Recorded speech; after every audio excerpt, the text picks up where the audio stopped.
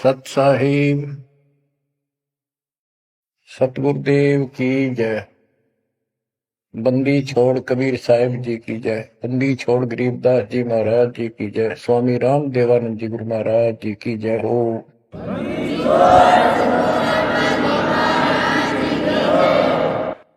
सर्व संतों की जय, सर्व भक्तों की जय, धर्मी पुरुषों की जय। श्री काशी धाम की जय, श्री सुडानी धाम की जय, श्री क्रोथा धाम की जय, श्री गुरुवाड़ा धाम की जय। सत साहिब गरीब नमो नमो सत्य पुरुष को,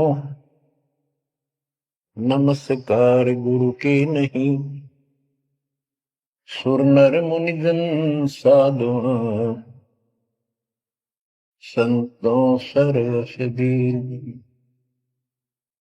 सतगुरु साहिब संत सब, दंडवतम प्रणाम। आगे पीछे मत हुए, किनको पूर्व। कबीर सतगुरु के उपदेश का, सुनिया एक विचार। जय सतगुरु मिलते नहीं, जाते नरक द्वार।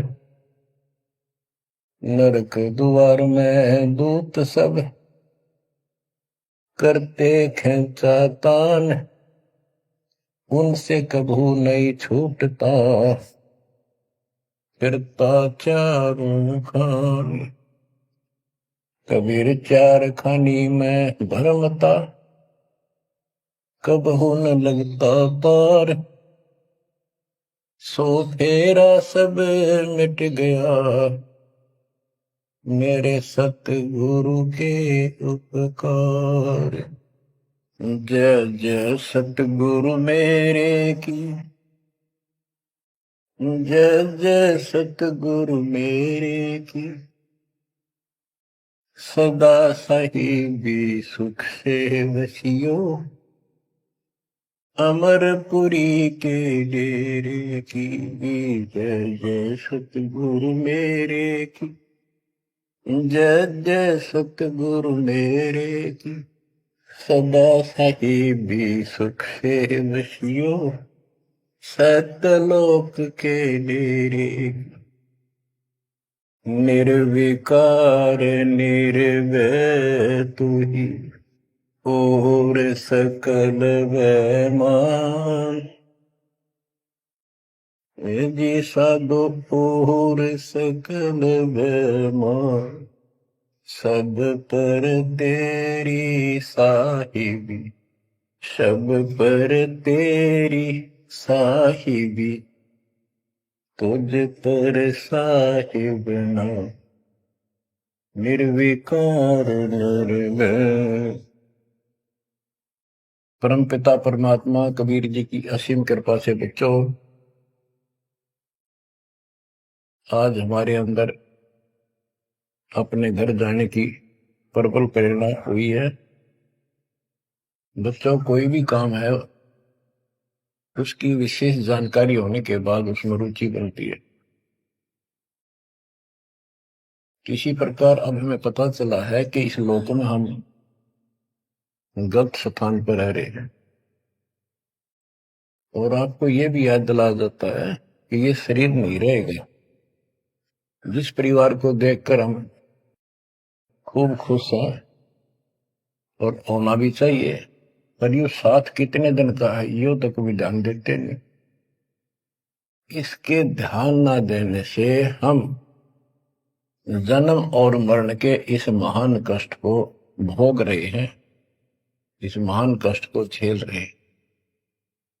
अभी तक कोई इस तरह सच्चाई कहने वाला नहीं था।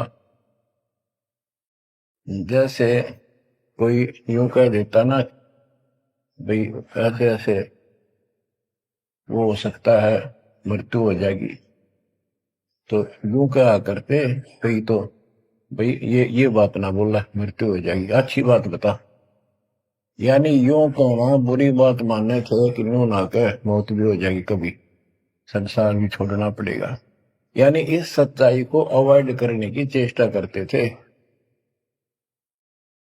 तो बच्चों, कबूतर क्या करता है, जब बिल्ली निकट आ जाती है वो डर जाता है, उड़ने की बजाय आंखें बंद कर लेता है और सोच लेता है खतरा टल गया, तो वो उसकी गर्दन मरोड़ के खा जाती है।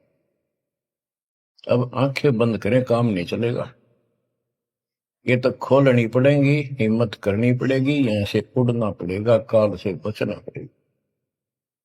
पहले जैसे 12 कबीर पंथ चले हैं, उससे पहले ये हिंदू समाज, हिंदू धर्म, उसके बाद ये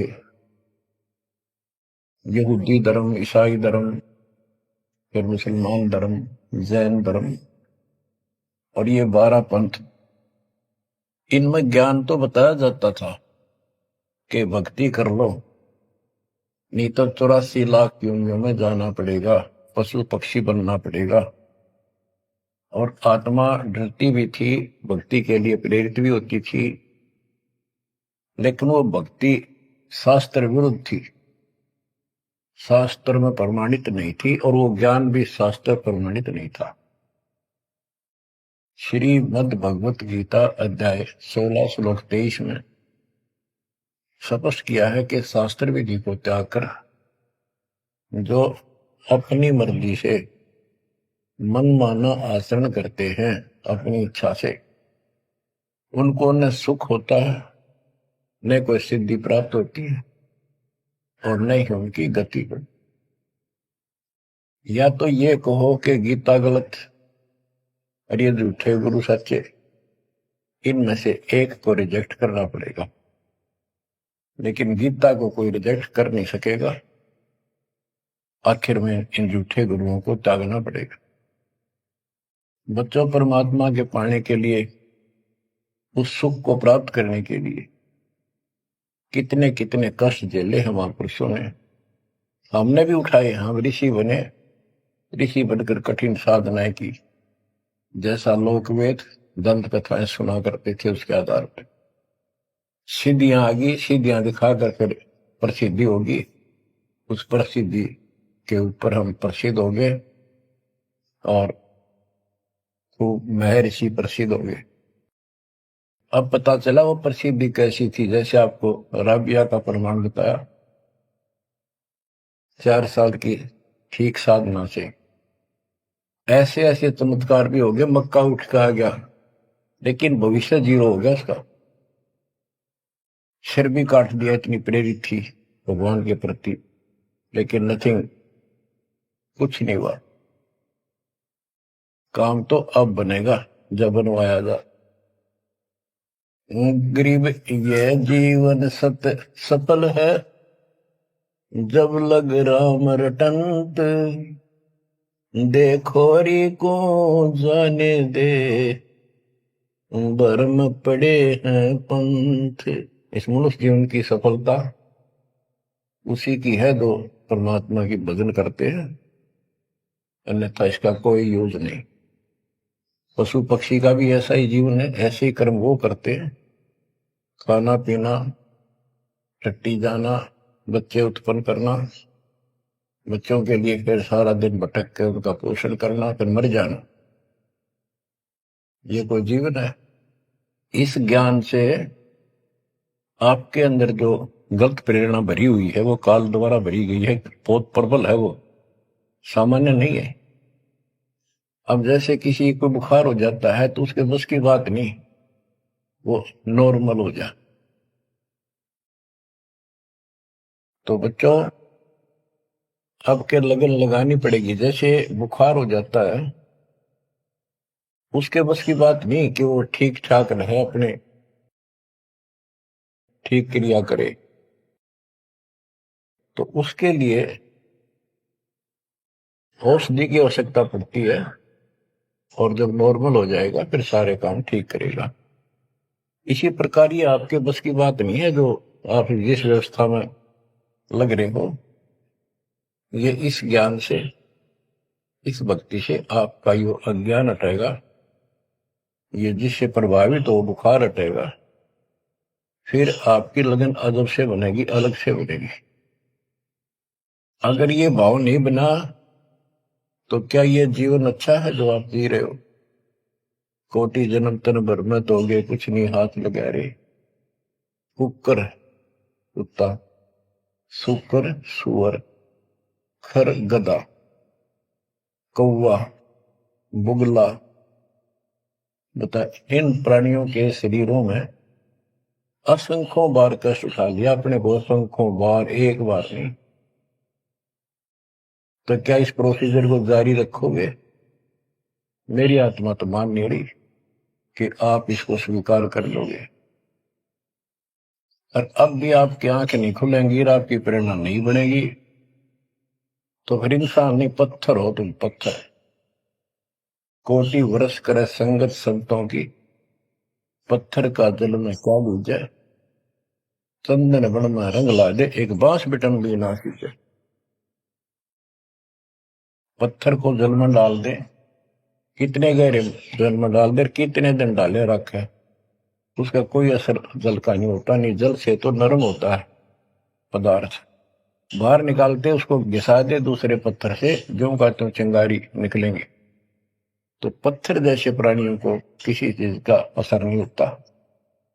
ये अमृतवाणी उन पुण्यात्माओं को झंझोड़ कर रख देंगी जिनकी आंखें काल में अज्ञान से बंद कर रखी। उस परम पिता के घर जाने के लिए, सुख को प्राप्त करने के लिए, गरीबदास जी बताते हैं कि मंसूर मैसूर क्यों हो गया, शरीर पासी प्रवेश और जा के ऊपर एती नोबती। कैसा है वो देश? उस परमात्मा के सुख को, सतलोक को प्राप्ति के लिए, उसकी प्राप्ति के लिए टुकड़े टुकड़े शरीर करा दिया मंसूर अली जी ने, पीछे नहीं हटा। तो गरीबदास जी कहते वो सुख कितना होगा जिसके लिए शरीर भी खत्म कर दिया, कोई नो प्रॉब्लम। और ये शरीर तो आपका रहेगा नहीं, गारंटीड है। इसलिए बार बार याद दिलाता हूं कि हमारे ऊपर नशा जबरदस्त कर रखा काल ने। ये आपके बस की बात नहीं, ये तो ये एंटीबायोटिक आपको प्रेरित रखेंगे। आप भक्ति भी करोगे, बुराइयों से बचोगे, और अपने घर जाने की प्रबल इच्छा बने। जहां आशा ता बासा हुई, मन कर वचन सुमरियो सोई। गिरिव नरसिंह रूप सतगुरु धरा, प्रहलाद भगत के काज। हिरणाकुश को ले गया, जो तितर को बाज। परमात्मा कबीर जी ने ही नरसिंह रूप धारण किया। ये सारा श्रेय अभी तक श्री विष्णु जी उर्फ श्री कृष्ण जी को दिया जा रहा था। जो भी है, परमात्मा चाहते हैं कि किसी तरह इनकी भक्ति में आस्था बनी रहे। ये किसी को मानकर भक्ति कर रहे, करते रहो, उससे मिलना कुछ नहीं, पर पिछले संस्कार से मालिक उनकी मदद स्वयं करते हैं। गिरिव नामा का देवल फेरा, मुई जवाई गाय। पीड़ा मेरी संत की, छान छवाई आए। कबीर साहब कहते हैं, 2 दिन मेरी शरण है, ताका हूं मैं दास। दास में नौकर, गुलाम, और गेल गेल लग गया करूं जब तक धरती आकाश। नामदेव नाम के महापुरुष पिछले संस्कारी थे। परमात्मा कबीर जी कहीं भी आश्रम बना के कुछ करने के लिए रह जाते हैं, एक गुरु की भूमिका करते हैं। अपने बच्चों को, वहां आसपास के क्षेत्र के बच्चों को ज्ञान सुनाते हैं। कोयल के बच्चे ज्ञान को सुनकर, आवाज को सुनकर उनकी तरफ खींचे आते हैं, सोने वाले रह जाते हैं।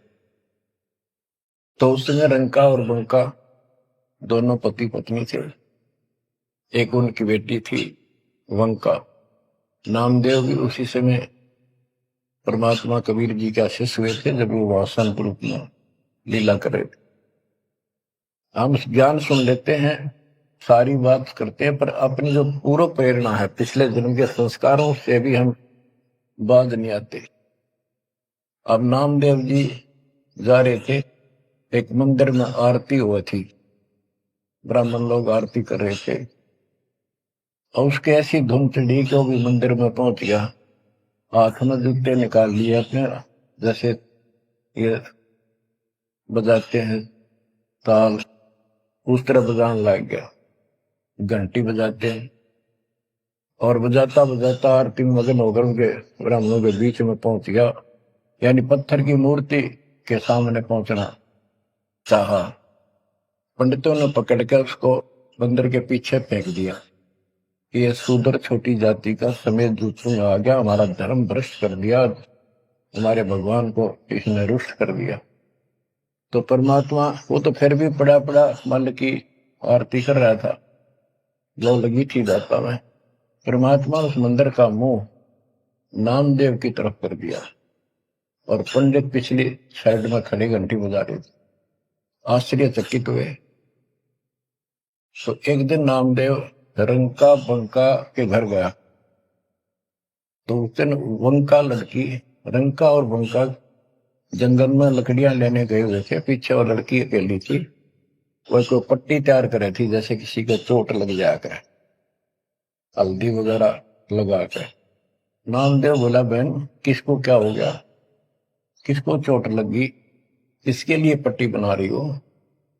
उनका बोली, रे नामदेव तू गुरु जी ज्यादा दुखी ना करा कर, तो भाई मर्यादा में नहीं रहता, वहां के जरूरत है तेरे को जाने जिस मंदिर में, अपना मंदिर में जाना भगवान अलाउड थोड़ा कर रखा है, मानता नहीं तो तेरे लिए, तेरी इज्जत रखने के लिए गुरु जी तेरे मंदिर फेर गए थे, हाथा चोट लगी भाई, उनका पट्टी बांधो। नामदेव गया, देखा तो सचमुच गुरु जी के हाथों में चोट लगी हुई है, और वो कान पट्टी बांध। हम भक्ति भी करते हैं पर अपने संस्कार फिर भी कोई न कोई अड़ाए रखते हैं, ये परमात्मा को परेशान करते हैं। आप अब आ गया है कति पीक टाइम, अब ये बात नहीं चलेगी। पहले तो चलो को रह गए, कोई बात ना, पैर पकड़ लिए भगवान ने, अब क्या फिसल गया पैर तो पता नहीं कहां पड़ोगे जाकर।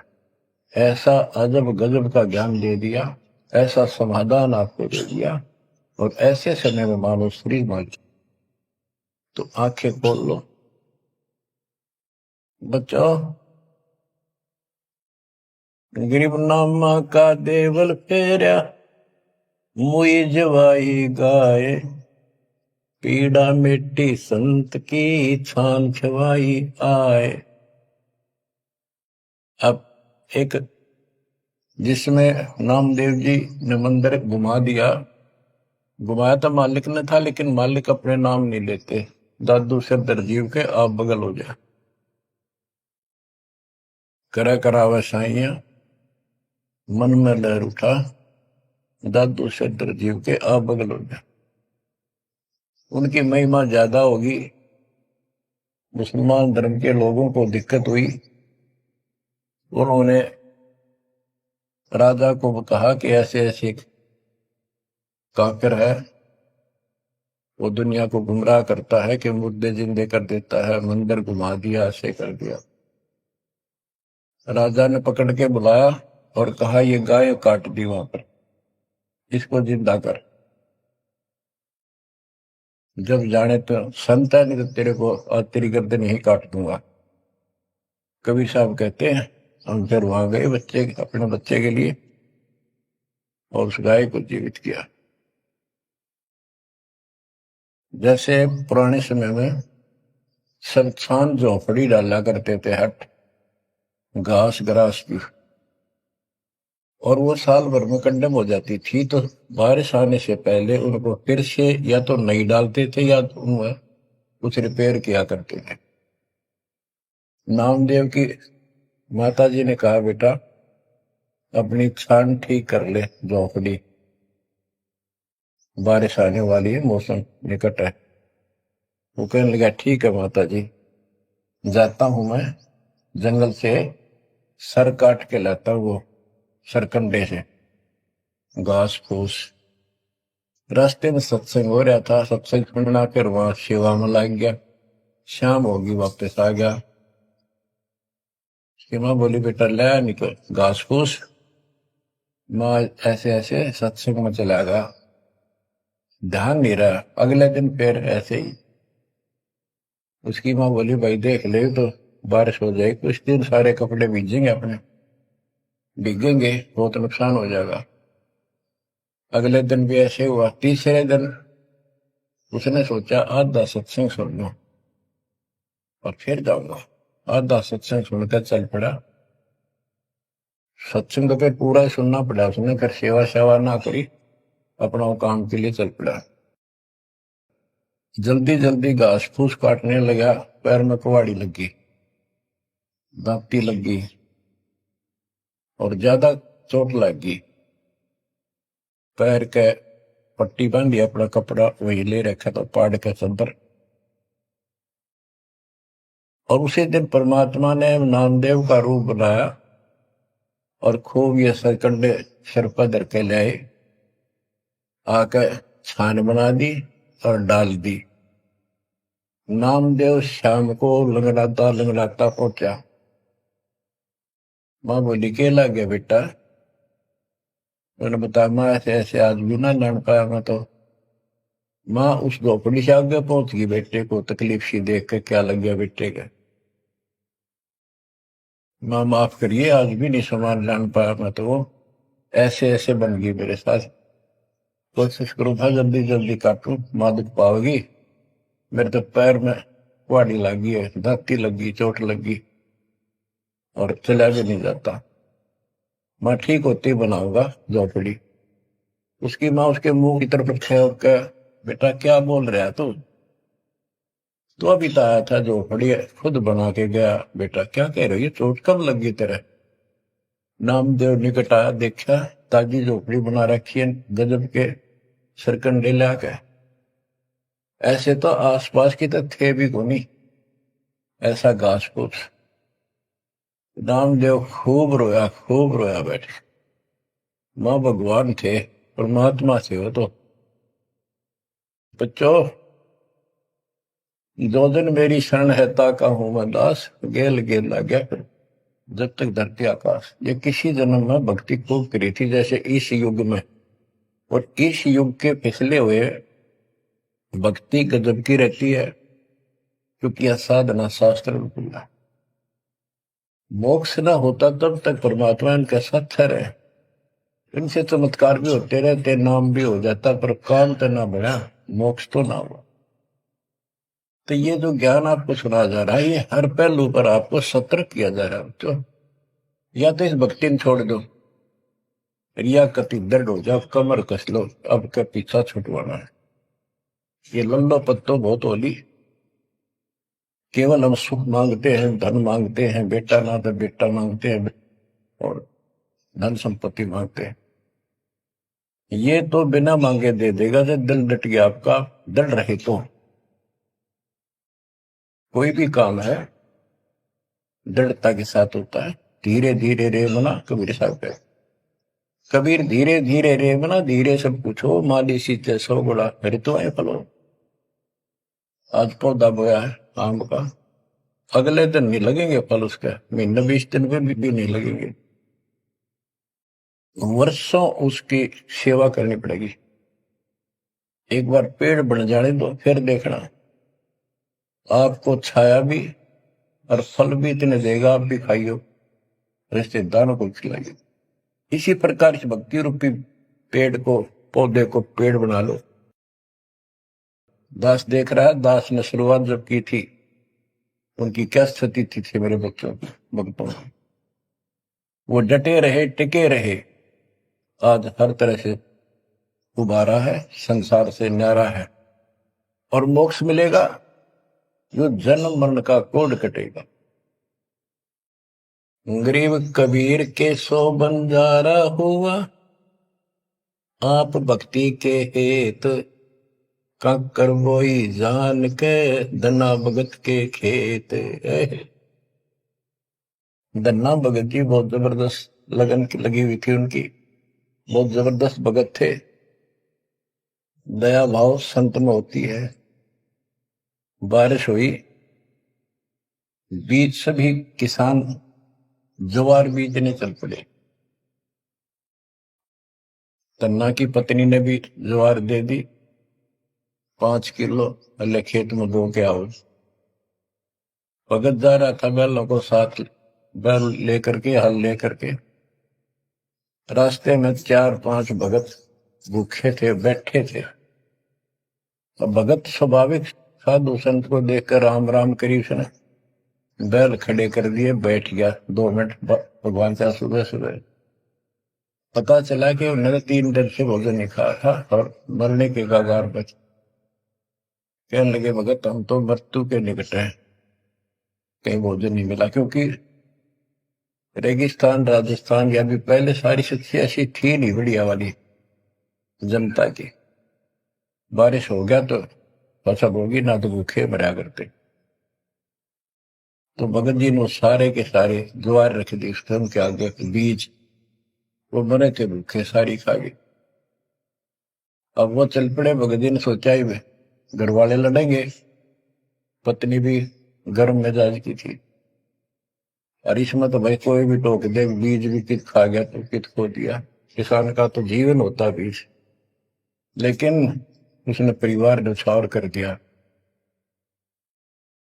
कंकर इकट्ठी की लोगों को दिखाने के लिए, जैसे और बीज बो रहे थे ऐसे कंकर बखेर के हलवा के सामने घर आ गया, खेत में जाकर नहीं देखा।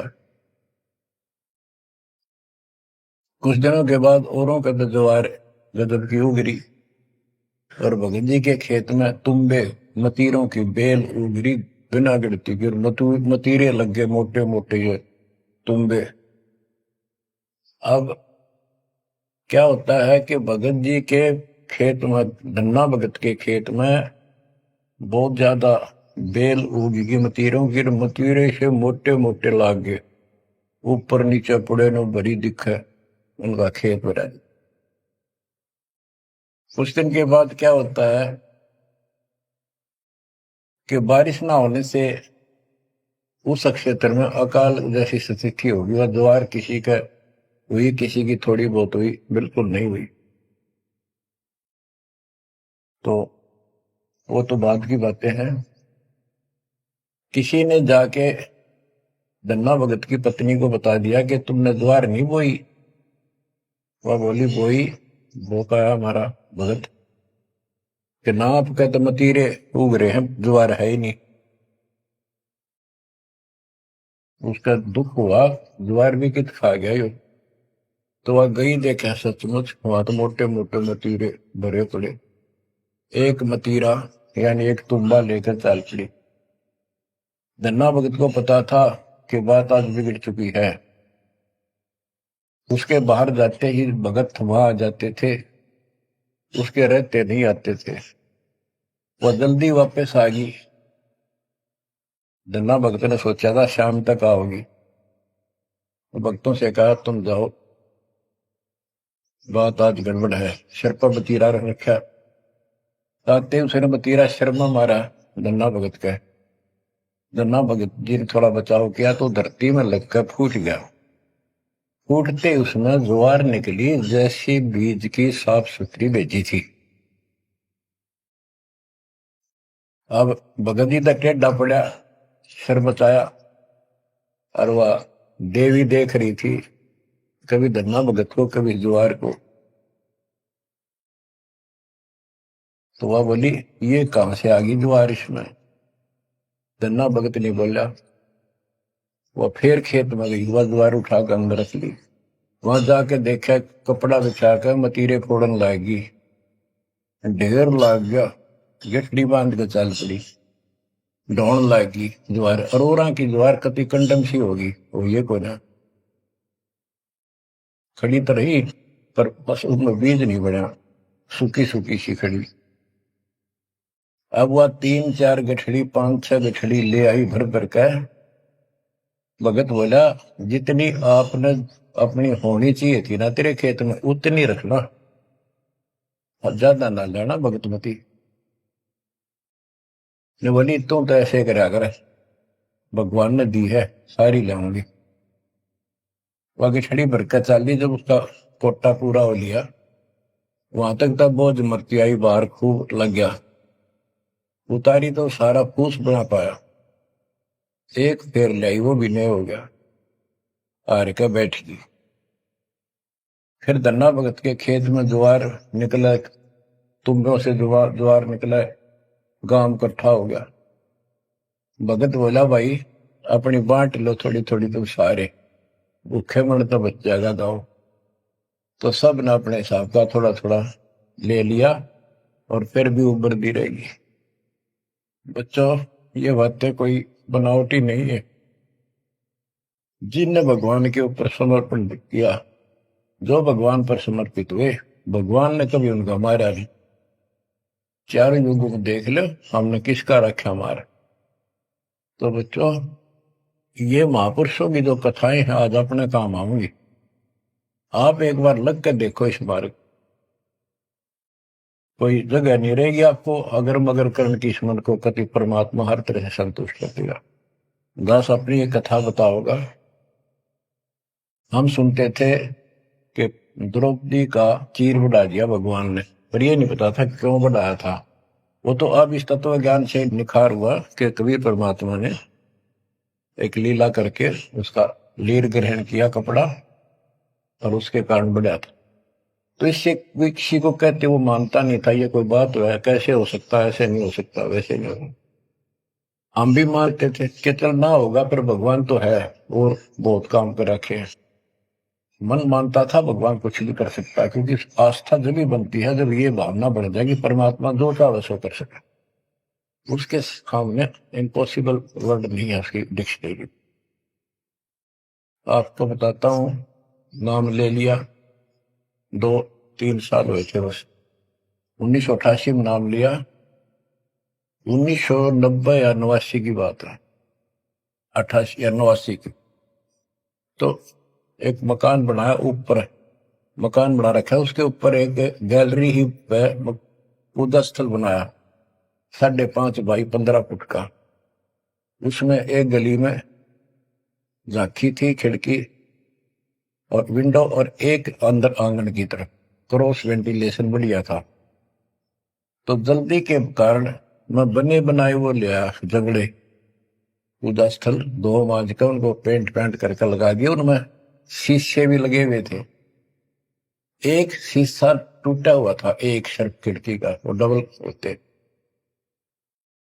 मैं ये चढ़वा देंगे बाद में, जल्दी काम हो जाएगा। वहां मैंने ये भक्ति बोध छपुआ कर रखी कि गुरुजी आएंगे उनको सौंप दूंगा, वो आगे भक्तों को देते रहेंगे जब कोई दीक्षा लेगा। ऐसे सेवादास करने लगा। क्या हुआ कि उस जो शीशा फूटा हुआ था उसमें के चूहे बढ़कर उनको काटने लगे। और उस समय क्या था, जब वो जंगले लगाए तो जाली ले आया था, ये एक लोहे की जाली जो मच्छरों से बचाने के लिए खिड़कियों पर लगाई जाती बाहर की साइड। और वो गलती से वो गलत काट के दे दी।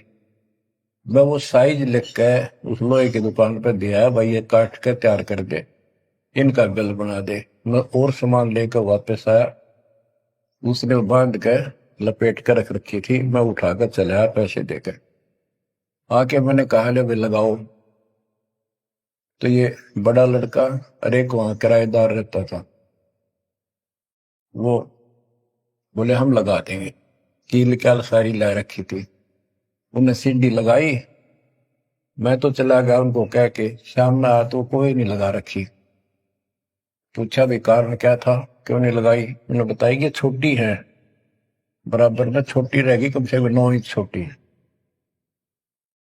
वो लिखा था मैंने 3 फुट 9 इंच, उसने 3 फुट काट दी, या नौकर ने देख के काट, या गलती लगी जैसे भी। फिर मैंने सोचा भी छोड़ो भाई, अब किसके साथ मत्था मारे जाकर, वो कहेंगे तेरी गलती है, आपने यही साइज बताया था। मैं इस चक्कर में नहीं पड़ा करता। मैंने वो उठा कर स्टोर में डलवा दी। एक सीजन बारिश का ऊपर का उतर गया। फिर वो नित्य नेम छपवाई पुस्तक, फिर उसमें चूहे बढ़ने लगे। कपड़ा बांधा, कपड़ा काट दिया। ये मन में था कि वो जाली तक पूरी है नहीं। फिर दिमाग में आई, भाई ऐसे करो, इस एक खिड़की में दिक्कत है, इस जाली को ऊपर नीचे करके दोनों को एक में सेट कर दो। तो वही दोनों किराएदार, ये बड़ा लड़का, ये छोटा ही था, 12-13, 14-15 साल का। तो मैं उनको कह के अपनी ड्यूटी पे चला गया। इनकी माता जी ने, नारों ने, वो वहां से निकाल के जाली स्टोर से नीचे डाल दी, भाई लगा दियो। इन शाम सी न लाई किता। मैंने आकर पूछा, एक जाली ला रखी, वह पूरी एक नीचे पड़ी। मैं ड्यूटी से आया शाम को 5 बजे। मेरी दुआई बात खटक रही थी, इन लगा दी होगी बच्चा ठीक से ना, मैं आप लगाऊंगा साथ लगकर। मैंने देखा एक जाली नीचे पड़ी, एक ऊपर लगा रखी, उसी पे जो शीशा टूटा हुआ था, गिलास।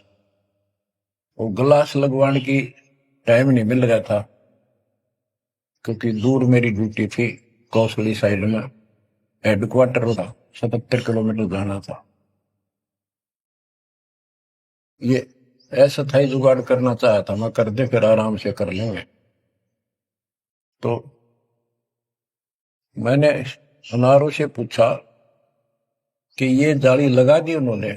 ईब ला के गए, सवेरे की कह रही थी भाई ला दे, पर ध्यान नहीं दे रहा था यो, लापरवाह।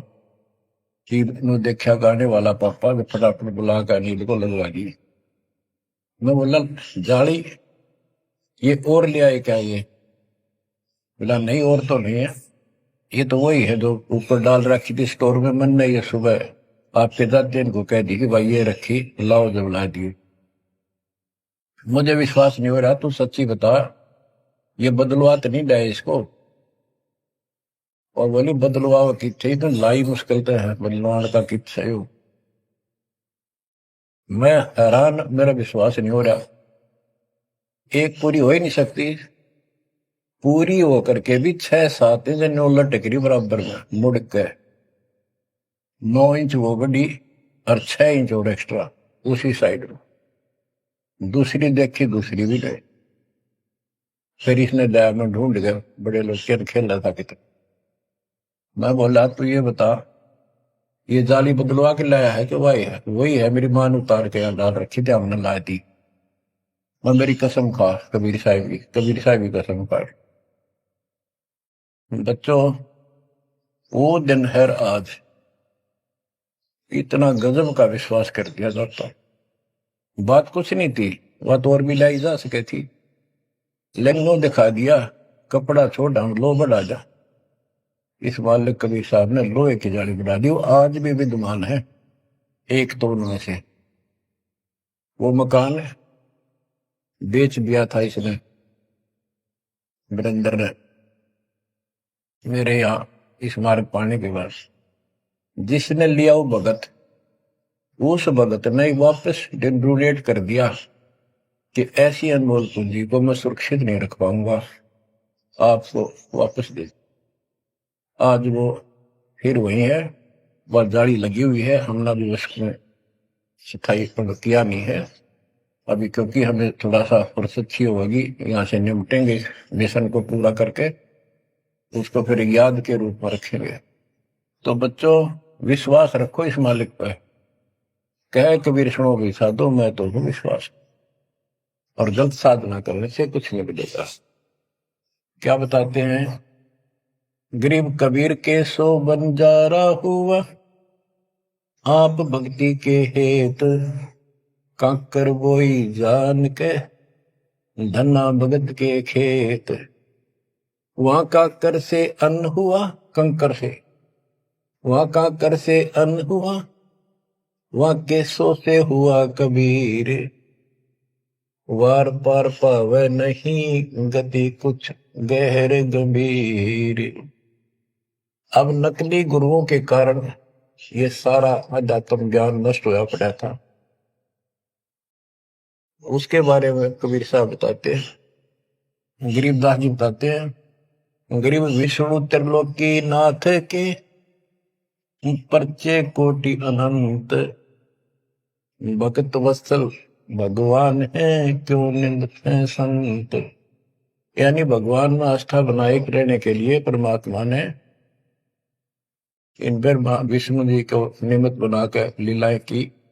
कहते हैं इनको विशेष वो ना समझो, ये भी अच्छी आत्मा है, 3 लोक के नाथ है। अब जैसे कोई मंत्री है, उसकी भी पावर होती है, उसको ये कहना तो कुछ नहीं है, प्रधानमंत्री सब कुछ है, ये तो लड़ाई वाली बातें हैं। ये तो सतीथी बताई है, इनकी इतनी औकात है, इतनी ताकत है, उनकी इतनी है, इनसे हम दूर नहीं हो सकते और इनको एज ईस्ट पूज भी नहीं सकते कि ये करतार बने हुए हैं अपने आप। ये वो करतार नहीं जो होना चाहिए। गरीब करता ऊपर चोट है, कहते हैं करतार, मूल लह नहीं मूर्खा, गिनते हैं क्यों डारे। कि जितने करतार अपने आप बना रखे तुमने, राम कृष्ण विष्णु, ये फिर कितने बना रखे। कर्ता ऊपर चोट है, जो एक करतार को छोड़कर अन्य जो कर्ता बनते हैं उनकी दुर्गति होती है। रामचंद्र देख लो, सारी उम्र दुखी रहा और कर्ता बन रहा था, लोग भगवान के थे भी मान लेता था, आजीवन कष्ट रहा, अंत में सरयू नदी में जल समाधि ली, डूब का मेरा। कृष्ण जी सारी उम्र दुखी रहा, सुख का सांस कभी नहीं, कभी कंस, कभी केसी, कभी चाणूर, कभी कुछ पूतना, और आखिर में दुर्वासा के श्राप से कुल उनके सामने नष्ट हो गया। जिसका कुल सामने मरे है और पश्चाती वो जीव है, सबसे निर्भाग आदमी है। सब कष्टों को देख कर रो रो के टाइम काटा, आखिर में एक विषाक्त तीर से मारेगा, विषाक्त जहर से बुझे हुए एरो तीर से मारेगा। अब क्या बताते हैं, गरीब करता ऊपर चोट है, कहते हैं करता रे, मूल लह नहीं मूर्खा, गिनते हैं क्यों डारे।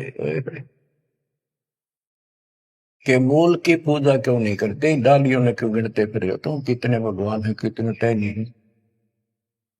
मूल से सब कुछ होता है।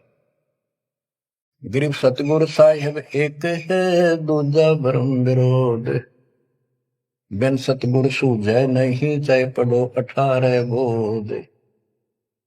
गरीब गल गोटा गुरु आखने, फांसी दे अड़ाए, द्वादश तिलक बनाए कर, चंपुर दे धकाए।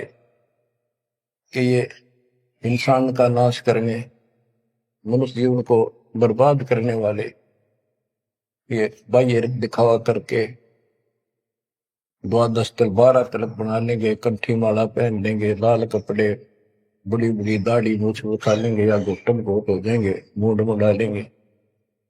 ये गल घोटा है, ये काल की फांसी लिए कर रहे, झूठी साधना करवा के। कहते द्वादश तिलक बनाए कर लोग इन पर कुर्बान हो जा, साधु है, और जमपुर दे धक्का, यानी उस नरक में धक्के ते ठोक दे। या साधना गलत आप पे जाएगा फिर वहां। गिरव झूठे गुरु का नाक ले, फिर श्रवण और नैन, सतगुरु बोले साखिए, दूर कर पोकट पहन। कहते नकली गुरुओं का इनका जूते मारे, नाक काटे, यानी कहने का भाव है कि इनका बच जा, दूर हो जा, फूक दे। फूकना मतलब ये नहीं आग लगा दे या उन्हें मार दे, उन्हों को आग्रह।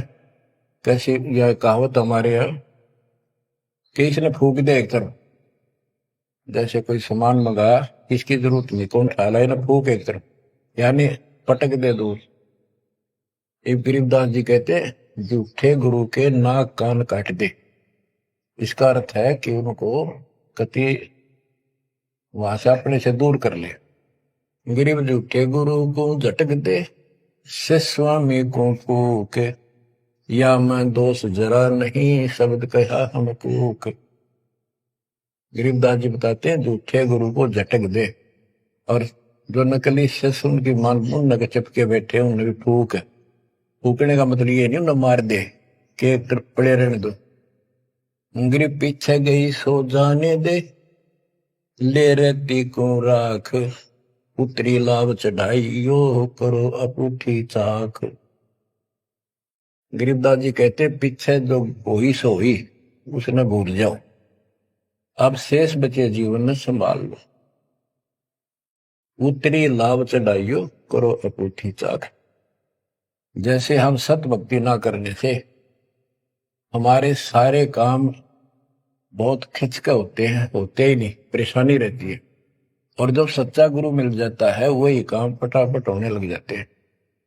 पुराने समय में कुएं से जल निकाला करते थे, सिंचाई का काम भी कुओं से होता था, उसमें बैल जोड़े जाते थे, एक लाव होती थी, लाव,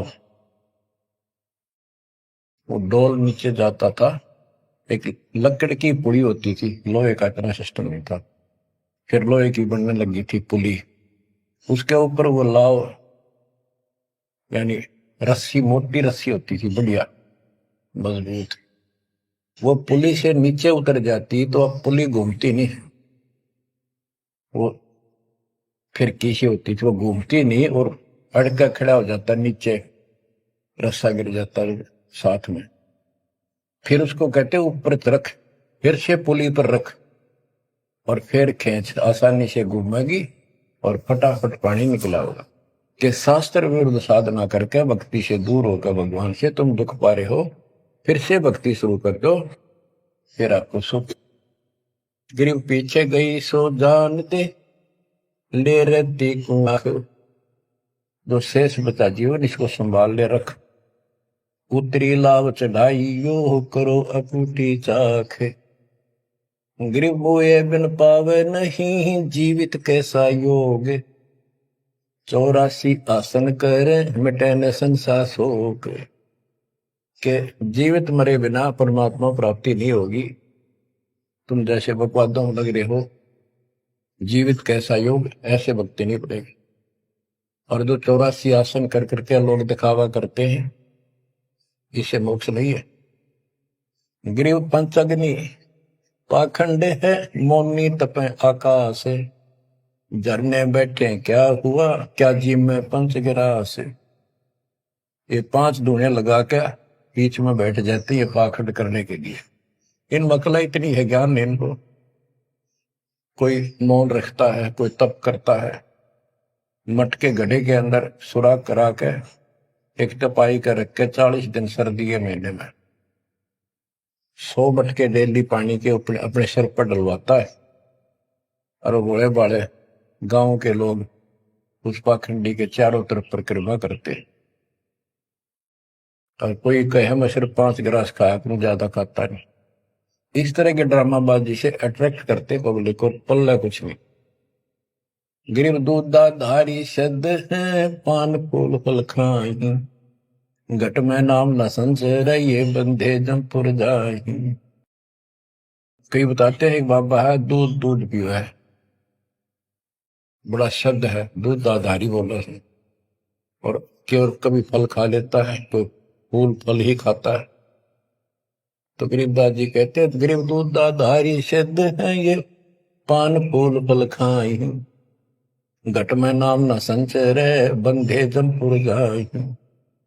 सच्ची भक्ति है नहीं, सीधे नरक में जाएंगे। गरीब चुंडित मुंडित भद्रा, मोनी मैल न पावे, धूमर पान ठडे श्री ये 2 जग धक्के खा। गरीब योग नहीं यो रोग है, जब लग निज नाम न चीन, घर घर द्वारे भटकते देख बिना यकीन। गरीब देख लिया तो क्या हुआ, जब लग नहीं विवेक, 3 काल निपजे नहीं मिटे कर्म रेख। के चुंडित मुंडित, जैसे बड़े बड़े सिर पर जटा रख रखी है, दाढ़ी बंडवारी, माला मूला पहन गए, बाहर भाई ड्रामा खोल कर रखा है, लाल कपड़े पहन रखे, या कति गोट करवा रखा, मुंड मुंडवा रखा, कहते हैं इनसे कुछ नहीं मिलना, कोई मौन रखते हैं।